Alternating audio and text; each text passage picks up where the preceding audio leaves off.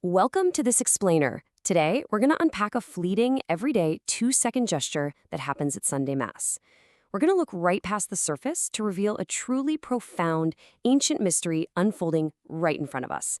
It's so quick and it's totally silent, but man, it carries literally centuries of meaning.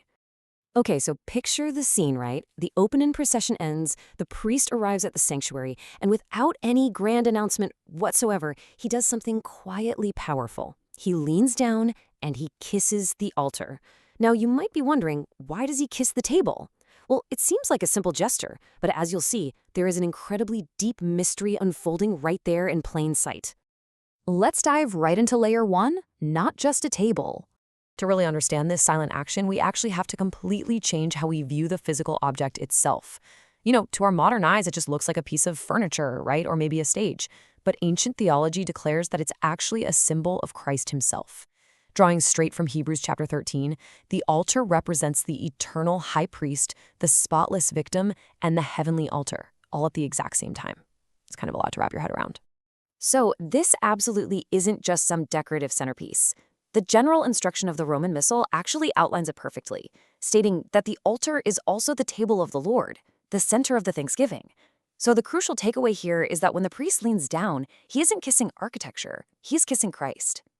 Moving right along to layer 2, a kiss of love, worship, and sacrifice. This specific gesture actually dates way back to the early centuries of the church, and it carries 3 really powerful meanings. First up, love. It's expressing deep, personal reverence for Christ. Second is worship, which honors the intense holiness of the physical space where heaven is literally about to touch earth. And third, sacrifice. It's recognizing that on this very spot, Christ will offer himself for the salvation of the world. To truly visualize the emotion behind this, think about the woman in the Gospel of Luke. Remember how she fell to the ground and kissed the feet of Jesus in this huge outpouring of repentance and love? Well, the priest is showing that exact same reverence. He is greeting the exact same Jesus, who is about to lay himself down on that very altar. Now let's peel back layer 3, the hidden cloud. The mystery goes even deeper here, and I mean that quite literally, beneath the surface. This is one of those details that, honestly, even if you've been sitting in the pews for decades, you might not know about. Beneath many Catholic altars rest the actual, physical relics of martyrs and saints, the very people who historically gave their blood for the Lamb. So, by kissing the altar, the priest isn't just honoring Christ. He's actually forming a profound, silent communion with this historical cloud of witnesses, just like it says in Hebrews 12:1. These are the saints whose memory, and in many cases very physical remains, are bound directly to Christ's sacrifice. He kisses the stone, and in doing so, he's greeting the martyrs resting right there within it. Let's look at layer 4, the sacred marriage. As we reach this sort of cosmic scale, we really have to understand the Latin term in persona Christi.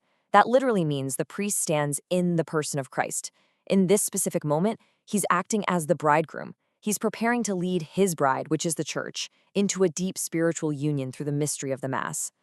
With all of that marital imagery in mind, you start to realize this kiss isn't just some polite hello to kick off a gathering. Actually, scratch that. It's way more than a hello. It's a sacred vow made right before the ultimate wedding feast begins. It's a true pledge of life and love. Which brings us to our final section, the ultimate takeaway. So what's the big takeaway here? What should you keep in mind the next time you see that procession end? First and foremost, you need to realize that this fleeting moment is absolutely not a mere formality. It's definitely not just something done because, the rule book says to do it. And it is absolutely not just a simple routine to get the service started.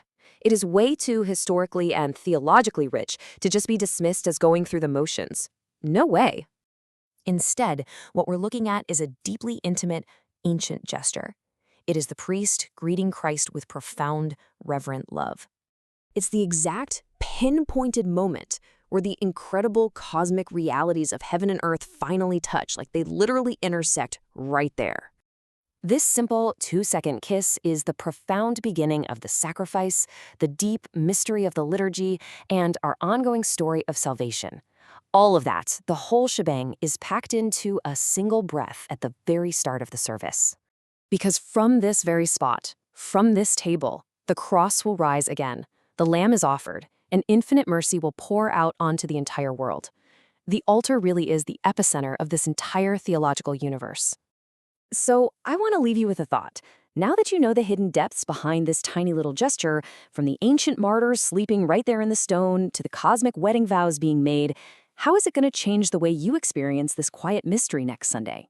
Thanks so much for joining me on this explainer today. Keep your eyes open and never stop questioning the meaning behind the everyday things we see.